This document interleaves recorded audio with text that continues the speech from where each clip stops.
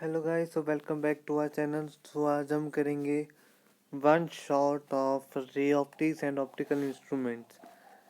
ठीक है। अब जो ऑप्टिक्स है ना, वो क्या होती है? Branch of physics which deals with study of nature and production and propagation of light. ठीक है। अब रे ऑप्टिक्स में हम क्या पढ़ेंगे? रेक्टिलिनियर प्रोपगेशन ऑफ लाइट और loss of reflection and refraction हम पढ़ेंगे रे ऑप्टिक्स में। वेव ऑप्टिक्स में हम क्या पढ़ेंगे? फिजिकल ऑप्टिक्स कहते हैं, होता है इसका नाम। और इसमें फिनोमिना कौन से होते हैं? इंटरफियरेंस का, डिफ्रैक्शन का, पोलराइजेशन ऑफ लाइट का।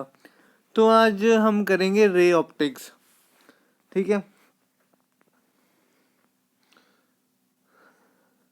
आज हम क्या करेंगे? रे ऑप्टिक्स करेंगे। ठीक है। तो पहला जो पार्ट में हमारे पास जो पहले क्वेश्चन आता है वो होता है कि behaviour of interface of two medium. ठीक है। Behaviour of interface of two medium. अब हमने पहले रिफ्लेक्शन के बारे में सुना होएगा। ठीक है। रिफ्लेक्शन क्या होती है, रिफ्रैक्शन क्या होती है, टेंथ में पढ़ा। अगर नहीं पढ़ा तो एक बार यहाँ पे आज आप शॉर्ट में पढ़ने वाले हो। ठीक है। जब लाइट ट्रेवल करती है one medium to another medium. ठीक है। जब लाइट ट्रेवल करती है जब लाइट ट्रेवल करती है और from one medium to another medium, second medium. ठीक है। फॉल करती है सेकंड मीडियम पे। तो तीन तरह के फिनोमिना होते हैं।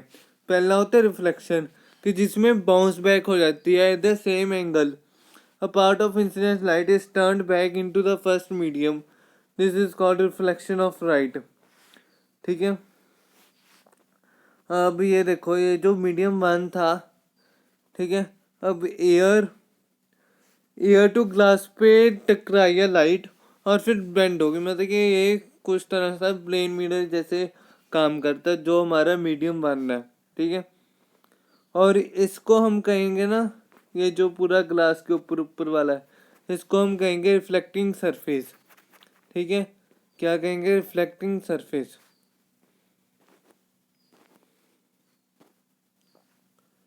ठीक है ना। अभी इसे हम कहेंगे रिफ्लेक्टिंग सरफेस। ठीक है।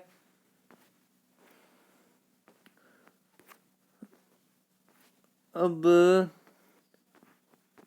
हाँ, अब जो मीडियम टू है ना, उसमें रिफ्रैक्शन ऑफ लाइट हुई है। क्योंकि ये देखो यहाँ पे लाइट बेंड हुई है ना, ये देखो यहाँ पर लाइट बेंड हुई है। इसका क्या है?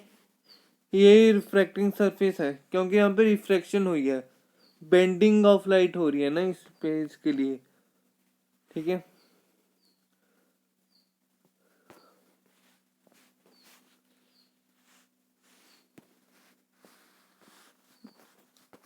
अब रिफ्लेक्शन में प्लेन मिरर की रिफ्लेक्शन तो पता है।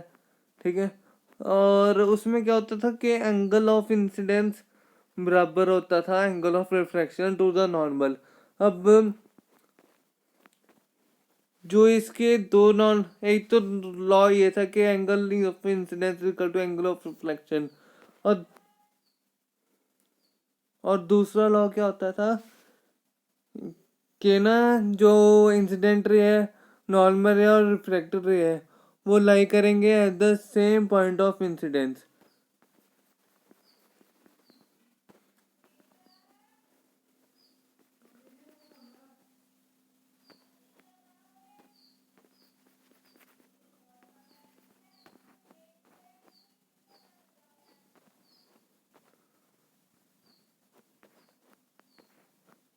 तो फिर स्फेयर का मेरा क्या होता है? Reflecting surface which forms a part of hollow sphere.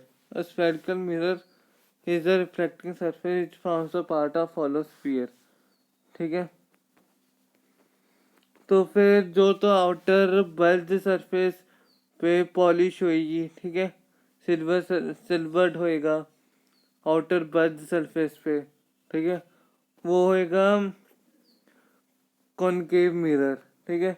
जो इनर साइड में पॉलिश किया होएगा वो होएगा कॉन्वेक्स मिरर। ठीक है। अब ये हो गया हमारा रिफ्लेक्टिंग सरफेस, और सेंटर ऑफ रिफ्लेक्टिंग सरफेस क्या होएगा, पोल। ठीक है।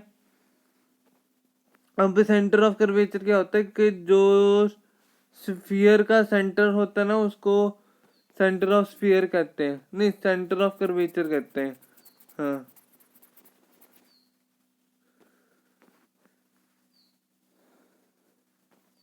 ठीक है।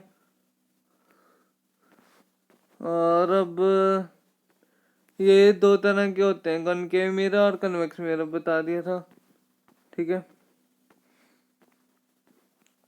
हम्म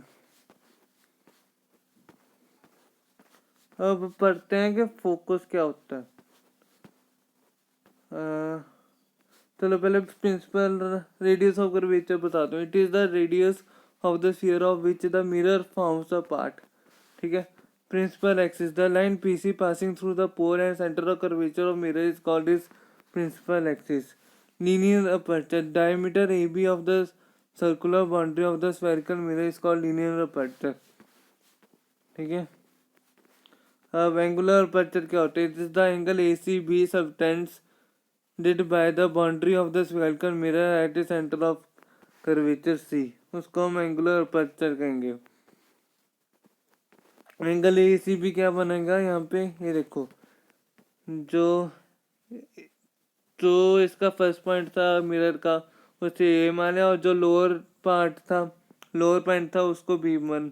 जो ये एंगल बन रहे ना ये है angle of aperture, angle of aperture.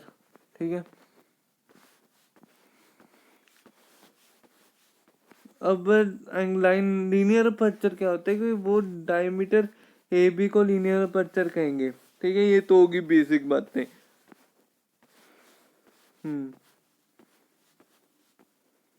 अब प्रिंसिपल फोकस क्या होता है, narrow beam of light parallel to principal axis इधर एक्चुअली कन्वर्ज और अपीयर टू डिवर्ज। कन्वर्ज किस में होगी, कन्वेक्स लेंस में। और जो ray of narrow beam of light है वो डाइवर्ज करेगी, अपीयर टू डाइवर्ज करेगी। ठीक है। वो हैगा कॉनकेव, नहीं कॉन्वेक्स मिरर में, नहीं कॉनकेव मिरर में वो होएगा कन्वर्ज होएगा, और कॉन्वेक्स मिरर में क्या होएगा, डाइवर्ज होएगा। ठीक है। और वो जो रेस को डाइवर्ज करके पॉइंट मिल रहा है ना प्रिंसिपल एक्सिस पे, उसे हम कहेंगे फोकस। ठीक है। Focal length, distance between the pole and the focus of the mirror is called focal length. Focal plane, the vertical plane passing through the principal focus and perpendicular to the principal axis is called focal plane. When a parallel beam of light is incident on another mirror is a small angle, उसे हम कहेंगे focal plane. ठीक है। अब Cartesian sign convention देख लो क्या होता है।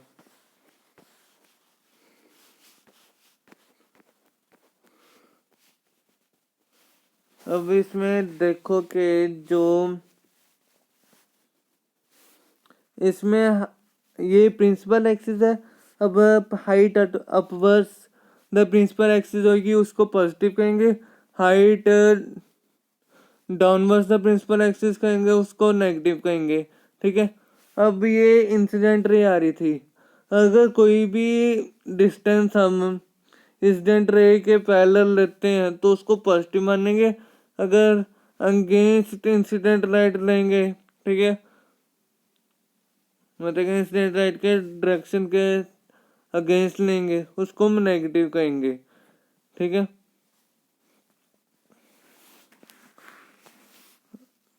अब हमारे पास यहाँ पे क्वेश्चन आता है, drive relationship between focal length and radius of curvature. ठीक है।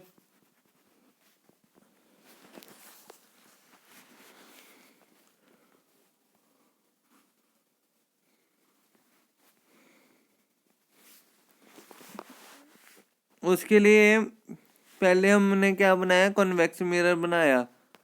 ठीक है, उसके लिए हमने पहले बनाया कॉन्वेक्स मिरर।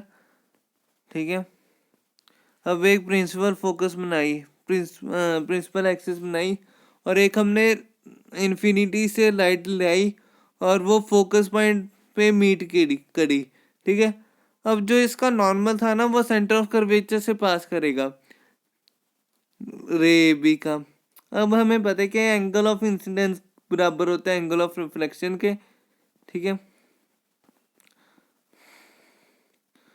अब देखो इसका मतलब कि ए बी जो है वो पैरेलल है प्रिंसिपल एक्सिस के। अब अगर एंगल आई बराबर है एंगल आर के, तो फिर अल्फा भी बराबर होएगा, क्योंकि अल्टरनेट एंगल्स बन गए दो पैरेलल के बीच में। ठीक है, इसका मतलब है कि अल्फा का भी एंगल क्या बन जाएगा, आर। ठीक है,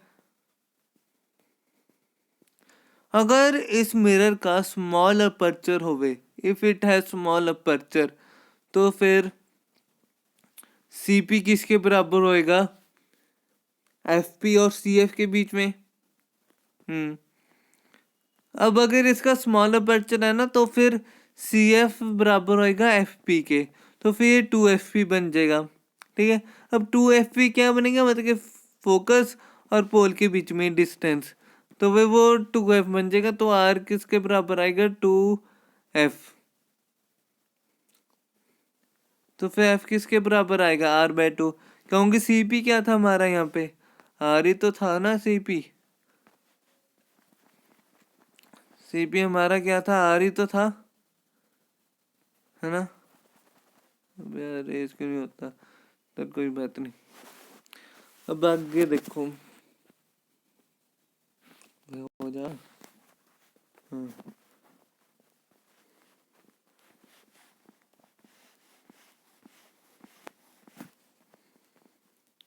अब कुछ रे डायग्राम्स है। ठीक है, कन्वेक्स मिरर के लिए, formation of image found by convex mirror. ठीक है, अगर ऑब्जेक्ट पड़ा होगा बियॉन्ड सी, तो फिर उसकी इमेज पर क्या बनेगी, उसकी इमेज बनेगी बिटवीन सी एंड एफ। ये देखो, बिटवीन सी एंड एफ बनी है इमेज। ठीक है, रियल होगी, इन्वर्टेड होगी, और स्मॉलर देन द ऑब्जेक्ट होगी। अगर ऑब्जेक्ट एट सी होगा, ये सबसे अच्छा टॉपिक है कि ऑब्जेक्ट एट सी है, तो फिर सी पे ही बनती है इमेज। यहाँ देखो, इमेज फाउंड एट सी, इसका ना एक तरीका होता है कि, चलो ये आता नहीं, फिर भी एक बार समझा दूँ। ठीक है, इसका ना एक तरीका होता है कि ऊपरी 3 लाइनें गिनो और निचली 3 लाइनें गिनो। ठीक है, तो फिर रियल होती है, इन्वर्टेड होती है, और same size of that of object होता है। अब ऑब्जेक्ट बिटवीन एफ एंड सी, अगर ऑब्जेक्ट लाई करे हमारे एफ एंड सी में, तो फिर जो इमेज बनती है वो बियॉन्ड सी बनती है, रियल बनती है, इन्वर्टेड बनती है, और लार्जर देन द ऑब्जेक्ट बनती है। ठीक है, अगर ऑब्जेक्ट लाइन करे बिटवीन एफ एंड पी, तो फिर इमेज एनलार्ज्ड हो जाते हैं, मतलब कि बड़ी बन जाती है। देखो यहाँ पर बड़ी बन गई है ना इमेज, इसलिए। तो फिर और इमेज क्या क्या बनेगी, बिहाइंड द मिरर वर्चुअल होएगी, रेक्ट होएगी, तो लार्जर देन द ऑब्जेक्ट होएगी। ठीक है, अब हम पढ़ेंगे मैग्निफिकेशन क्या होता है। ठीक है, मैग्निफिकेशन क्या होता है, nothing but height of image, ratio of height of image by height of object. ठीक है, इसको हमने विद साइन कन्वेक्शन लेना है। ठीक है, अगर कॉन्वेक्स मिरर है, नहीं अगर कॉनकेव मिरर है, तो फिर एच आई की जो वैल्यू रहेगी वो नेगेटिव रहेगी, और एच ओ की वैल्यू क्या रहेगी, पॉजिटिव की पॉजिटिव रहेगी, unless and until it lies between F and P. ठीक है,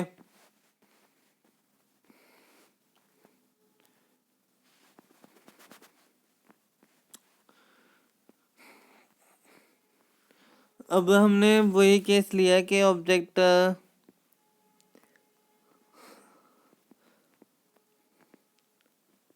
अब हमने ये प्रूव करना है कि m is equal to minus of v by u। ठीक है, इसके लिए हमने क्या किया कि पहले तो प्रिंसिपल एक्सिस बनाई।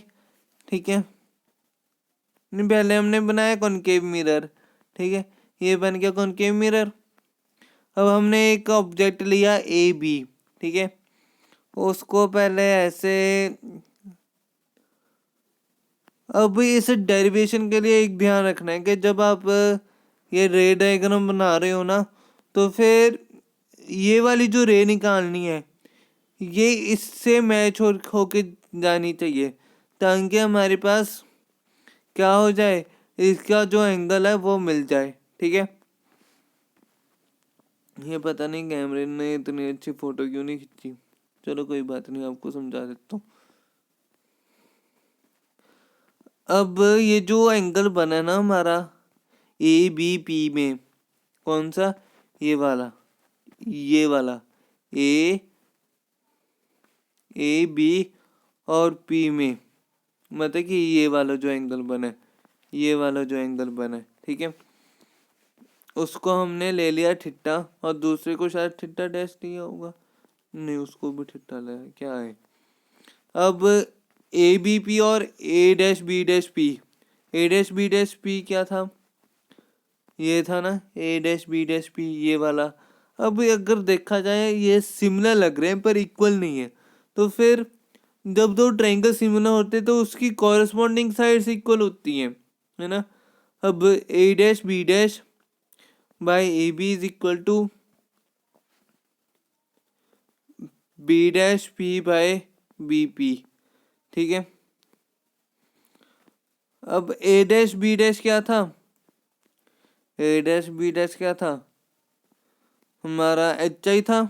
ठीक है, अब ये बन जाएगा minus of H I by H O.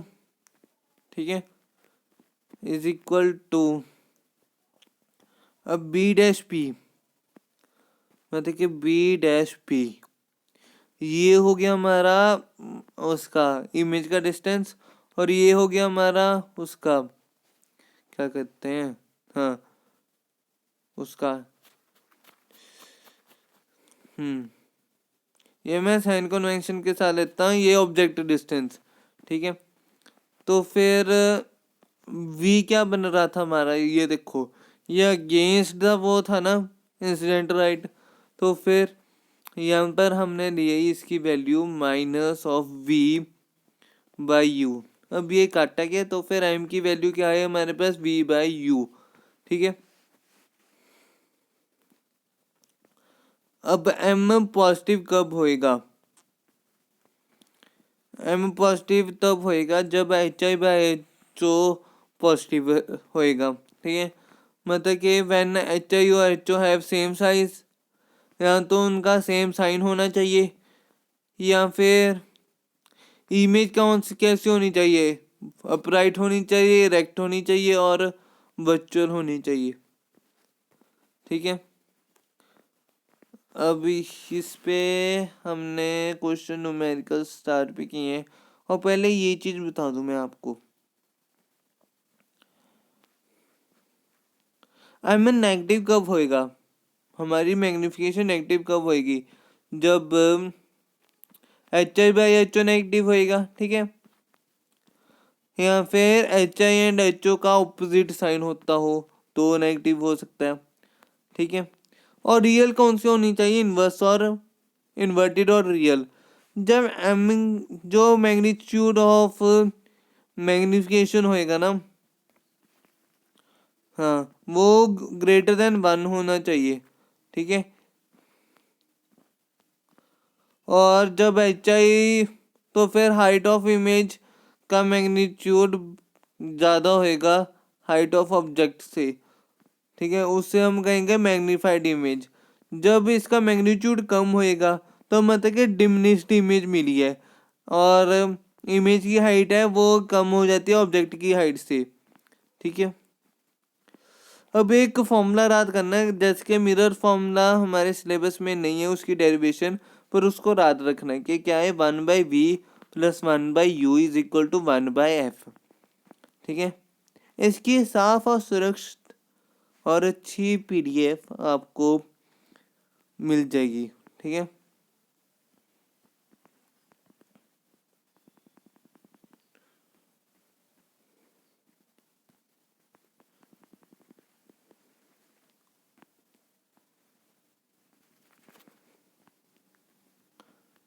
Raise हो रहा है, हाँ ठीक है। अब v का क्या फॉर्मूला होएगा, v is equal to uf/u-f। ठीक है, अब इस पे हम कुछ न्यूमेरिकल देखते हैं। Find the position size and characteristics of an image formed by a concave mirror of focal length। हमारे हमको दिए कॉनकेव मिरर है तो फोकल लेंथ क्या होगी, नेगेटिव होगी, -10 सेंटीमीटर। ठीक है, और ऑब्जेक्ट दिया हुआ है हमारे को, और ऑब्जेक्ट दिया हमको 2 सेंटीमीटर लॉन्ग, मतलब हाइट ऑफ ऑब्जेक्ट पॉजिटिव आएगी इसमें 2 सेंटीमीटर। ठीक है, and kept in front of it at a distance of. अच्छा जी, अब हमें दिया है ऑब्जेक्ट का डिस्टेंस, पहले तो -15 सेंटीमीटर दी है। ठीक है, और हमें पूछा क्या है, अच्छा हमको वीक इमेज का डिस्टेंस पूछा है। ठीक है, उसके लिए हम बताऊं क्या करेंगे, ये देखो कहाँ पर समझाऊँ, हाँ यहाँ पर ही समझा देता हूँ रेस करके, क्योंकि मैंने इसको यहाँ पर लिखा हुआ है ना। तो फिर इसमें पहले हम फॉर्मूला यूज़ करेंगे ये वाला, v is equal to uf/u-f। ठीक है, तो फिर ये फॉर्मूला यूज़ करके हमारे पास आ जाएगा। मैं इसको कर देता हूँ क्योंकि मेरे पास जगह अभी बहुत कम है। ठीक है,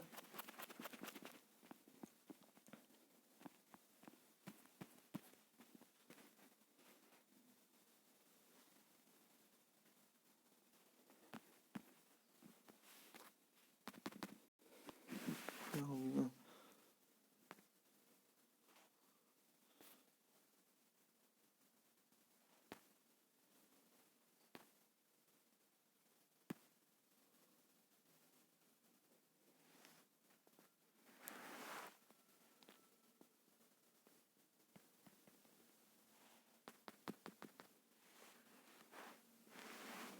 चलो ठीक है, आपको आज के लिए कहाँ पर पढ़ाऊँ,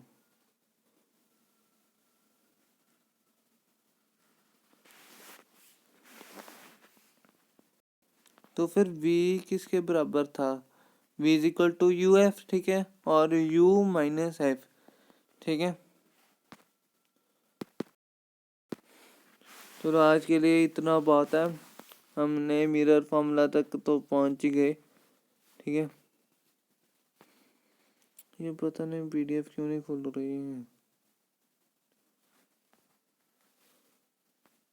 चलो ठीक है, आज के लिए इतना बहुत है, tata bye bye see you.